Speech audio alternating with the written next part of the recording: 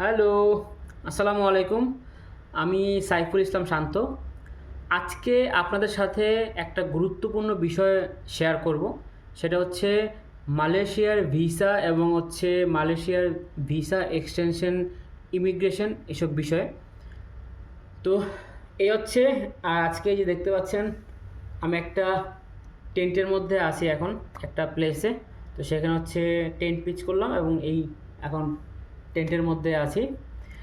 যাই হোক, অনেকেই জানতে চেয়েছিলেন যে আমাকে কেন মালয়েশিয়া থেকে ল্যান্ড বর্ডার দিয়ে সিঙ্গাপুরে এন্ট্রি দেয় নাই, এবং কেন বাংলাদেশে ফেরত পাঠানো হয়েছিল। এইসব বিষয়ে আজকে আসলে বিস্তারিত আলোচনা করব। যাই হোক, এখন আসলে মূল ঘটনায় আসি। অনেকেই জানেন যে আমি পায়ে হেঁটে বিশ্ব ভ্রমণে যাত্রা করেছি, এবং আমার এই যাত্রাটা শুরু করেছিলাম 2024 সালের 22শে মার্চ। ঢাকা থেকে যাত্রা শুরু করেছিলাম। তো পর্যায়ক্রমে আমি বাংলাদেশ থেকে India, Uzbekistan, Tajikistan, Nepal, Thailand, Cambodia, Laos এবং পরবর্তীতে আমি মালয়েশিয়াতে আসি। তো মালয়েশিয়াতে যখন আসি, মালয়েশিয়ার ইমিগ্রেশন আমার কাছে খুবই স্মুথ ছিল। কারণ যখন ইমিগ্রেশন অফিসার আমাকে প্রশ্ন করলেন, তখন আমি আমার এই ভ্রমণ সম্পর্কে যখন বললাম, তখন উনি আমাকে খুব সহজেই ইমিগ্রেশন কমপ্লিট করলেন, সিল দিয়ে দিলেন। তারপর আমাকে এন্ট্রি দিলেন। তো এই আমার তখন মালয়েশিয়া ইমিগ্রেশনের অবস্থা। তারপর আমি এবার যখন মালয়েশিয়ার অংশে চলে যাই, মালয়েশিয়া আমার বিশ্ব ভ্রমণের 9তম দেশ ছিল। তো 9তম দেশ হওয়ার কারণে, আর তখন রমজান মাস ছিল। তো রমজান মাস হওয়ার কারণে আমার প্ল্যান যে আমি রমজান মাসটা বিশ্রাম নিব, তারপর আমি আমার জার্নি শুরু করব। ও হ্যাঁ, আমি ইমিগ্রেশন অফিস থেকে জেনে গিয়েছিলাম যে আমি ভিসা এক্সটেনশন করতে পারবো কিনা। তো ওনারা আমাকে বললেন যে হ্যাঁ, আমি খুব ইজিলি ভিসা এক্সটেনশন করতে পারবো। তো যেহেতু ভিসা এক্সটেনশন করতে পারবো, সেক্ষেত্রে আমি রমজান মাসটাকে বিশ্রামের জন্য আসলে ধরে নিলাম। কারণ রমজান মাস রোজা রেখে আসলে হাঁটা সমস্যা। এই জন্য আমি রমজান মাসটা বিশ্রাম এবং রোজার যেই কার্যক্রম আছে সেগুলোর জন্য আমি 1 মাস বিশ্রাম নেব আর কি। তো আমি আমার প্ল্যান অনুযায়ী আমার যখন ভিসা শেষ হয়ে আসে, তখন আমি ভিসা এক্সটেনশনের জন্য যাই। তখন আমার 100 রিঙ্গিত খরচ হয়। তখন আমি খুব সহজেই ভিসা এক্সটেনশন করি, আমার খুব বেশি ঝামেলা হয় না। ওনারা 1 মাসের জন্য আমাকে ভিসা এক্সটেনশন করে দিয়ে দেয়। তো আমি এবার আমার পরিকল্পনা অনুযায়ী আমি কুয়ালালামপুর থেকে হেঁটে জোহর বারু যাব, এবং জোহর বারু থেকে আমি ল্যান্ড বর্ডার দিয়ে সিঙ্গাপুরে প্রবেশ করব। এটাই আমার পরিকল্পনা।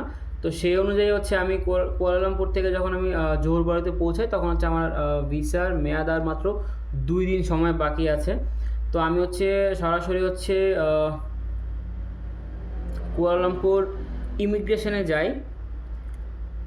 তো ইমিগ্রেশনে যাওয়ার পর যখন আমি আমার পাসপোর্ট দিই, তখন যে অফিসার ছিলেন উনি ওনার সিনিয়র অফিসারের কাছে আমার পাসপোর্টটা পাঠালেন এবং আমাকে নিয়ে গেলেন। তো সিনিয়র অফিসার আমার পাসপোর্ট দেখে বললেন যে তুমি নেক্সট কান্ট্রি মানে সিঙ্গাপুরে যেতে পারবে না, এখান থেকে তোমাকে সরাসরি বাংলাদেশে ব্যাক করতে হবে। তো ওনাকে আমি বিস্তারিত বললাম এবং বলার চেষ্টা করলাম। উনি কোনোভাবেই আমার কোনো কথাই শুনতে রাজি না। তো উনি কোনোভাবে আমার কোনো কথা শুনতে রাজি না। উনি আমাকে বলতেছে যে তোমাকে অবশ্যই বাংলাদেশে ব্যাক করতে হবে। তুমি এখান থেকে আমরা সিঙ্গাপুরে এন্ট্রি দিব না, আমরা এক্সিট দিব না মালয়েশিয়া থেকে। তো ওনাকে আমি অনেকবার বলার চেষ্টা করলাম, কিন্তু উনি কোনোভাবেই আমার কোনো কথাই শুনতে নারাজ। মানে উনি আমার কথাই শুনবে না, মানে এমন একটা অবস্থা। তো ওনাকে আমি অনেকবার বলার ট্রাই করলাম। তো উনি এক পর্যায়ে খুব রেগে গেলেন এবং বললেন যে যদি না মানে এখন টিকিট কাটো বা না যাও, তাহলে তোমাকে আমি ডিপোর্ট করে এবং অ্যারেস্ট করে নিব বা এরকম একটা বলে। তো ওনাকে আমি কোনোভাবে আসলে বলতে পারি নাই, কারণ উনি শুনতেই নারাজ যে আমাকে অবশ্যই বাংলাদেশে যেতে হবে। তো আমি অনেকটা বাধ্য হয়ে টিকিট কাটি বাংলাদেশে ফেরার।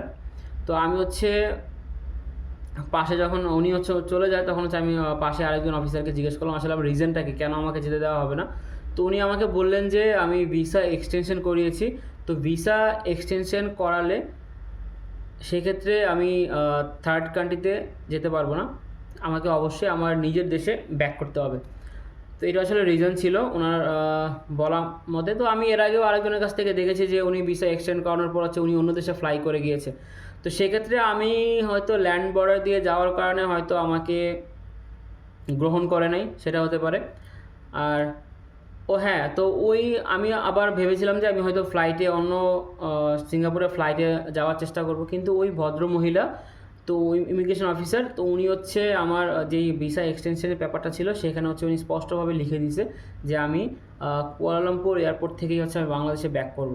তো আমি চাইলেও আসলে অন্য কোনো এয়ারপোর্ট থেকে বা ট্রাই করতে পারবো সেই অপশনটা ছিল না, যেহেতু উনি হচ্ছে লিখে দেয়। তো এইভাবে হচ্ছে আমি পরে বাংলাদেশে ব্যাক করি, এবং বাংলাদেশে আসার আগেই হচ্ছে আমি শ্রীলঙ্কার টিকিট কেটে নেই। আমি বাংলাদেশ এয়ারপোর্টে কয়েক ঘন্টা ছিলাম, তারপর আমি সাথে সাথে ওইখান থেকে এয়ারপোর্ট থেকে আমি শ্রীলঙ্কায় হচ্ছে চলে যাই। তো যারা আসলে মালয়েশিয়া থেকে থার্ড কান্ট্রিতে যেতে চান তারা অবশ্যই ভিসা এক্সটেনশন করাবেন না, কারণ সেটা হচ্ছে আমি ফেস করেছি, বাকিদের ক্ষেত্রে আমি জানি না। সেটা হচ্ছে এই ভিডিওটা বলার আসলে মানে পরামর্শ এবং আমার অভিজ্ঞতা শেয়ার করা। তো আমি তো এই জন্য বলবো, যদি ভিসা এক্সটেনশন করান তাহলে থার্ড কান্ট্রিতে যাইতে হয়তো অনেক অসুবিধা হতে পারে। তো আরেকটা বিষয় হচ্ছে যে যদি কেউ মালয়েশিয়া থেকে অন্য দেশের ভিসার জন্য আবেদন করেন তাহলে অবশ্যই ভিসা এক্সটেনশনের আগেই হচ্ছে আপনি আবেদন করবেন। কারণ হচ্ছে ভিসা এক্সটেনশন করানোর পর যদি আপনি অন্য দেশের ভিসার জন্য আবেদন করেন সেক্ষেত্রে ভিসা রিজেক্ট হওয়ার সম্ভাবনা অনেক বেশি। কারণ হচ্ছে আমার ভিসাটাও হচ্ছে এইভাবে রিজেক্ট হয়। তো যার কারণে আমি বলবো যে মালয়েশিয়া থেকে যদি থার্ড কান্ট্রিতে ভিসা অ্যাপ্লাই করার সুযোগ থাকে বা করতে চান তাহলে অবশ্যই আপনি গিয়ে সাথে সাথেই হচ্ছে আবেদন করে দিবেন। কারণ হচ্ছে ভিসা এক্সটেনশনের করার পরে হচ্ছে ভিসা রিজেক্ট হওয়ার সম্ভাবনা সবচেয়ে বেশি। আসলে আমরা অনেকেই চাই যে পর্যায়ক্রমে অনেকগুলো দেশ একসাথে ভ্রমণ করার জন্য। তো সেই ক্ষেত্রে মালয়েশিয়ার ক্ষেত্রে হচ্ছে আমি যেটা বুঝেছি সেক্ষেত্রে মালয়েশিয়াতে ভিসা এক্সটেনশন করাটা ওরা খুব খারাপভাবেই দেখে, এবং আমাকে হচ্ছে বলে দিয়েছে যে অন্তত 6 মাস যেন আমি আবার মালয়েশিয়াতে এগেন না যাই আর কি। তো এই হচ্ছে মালয়েশিয়ার অবস্থা আর কি। আমার এই কারণেই ওনারা হচ্ছে এই ভিসা এক্সটেনশন করিয়েছিলাম, এইটাই হচ্ছে রিজন দেখে আমাকে মালয়েশিয়া থেকে সিঙ্গাপুর যেতে দেয়নি। তো এই হচ্ছে আসলে ঘটনা। তো অনেক আমার ভ্রমণ কাহিনী সব কিছু বলেও আসলে বলা যায়নি, কারণ উনি আমাকে বলার সুযোগটা দেয় নাই। তো এই জন্য বলবো যে যারাই ভ্রমণ করেন মালয়েশিয়ার ভিসা এক্সটেনশন করা থেকে একটু মানে বিরত থাকার চেষ্টা করবেন, তাহলে সবচেয়ে ভালো। ওকে, আর এই হচ্ছে তাঁবুতে থাকতেছি আর এই আর কি। ওকে, টাটা।